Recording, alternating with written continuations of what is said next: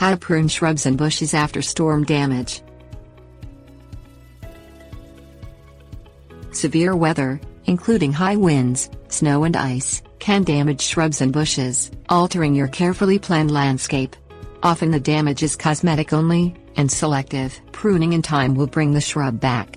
Immediate attention is required to resolve hazardous situations, but cosmetic pruning is best left until the shrub has a chance to recover. Things you will need: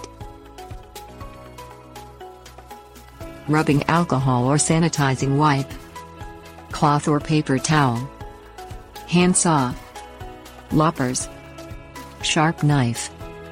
Contact your power company or a tree professional to deal with branches hanging near or over utility or power lines. This is a hazardous situation that requires the services of a trained professional. Clean your pruning tools, wiping them down with rubbing alcohol or a sanitizing wipe between cuts. Remove loose, broken and damaged branches immediately, cutting back to healthy wood.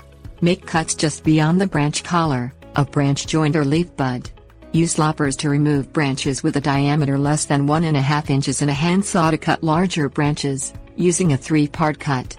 Saw from below the branch first, approximately 8 to 12 inches from the branch collar, sawing until the blade binds. Make the second cut approximately 2 to 3 inches further down the branch, cutting from the top until the branch breaks or falls away. The third cut is to remove the stump. Saw completely through the branch just beyond the branch collar. Remove loose or shredded bark from the shrub, being careful not to disturb healthy bark. Smooth the edges of dead or dying bark using a sharp knife. Pull or pry away bark that is not attached to the tree, exposing as little of the inner bark as necessary. Inspect the shrub for dead branches. If in doubt, scratch the branch lightly with your fingernail or a knife.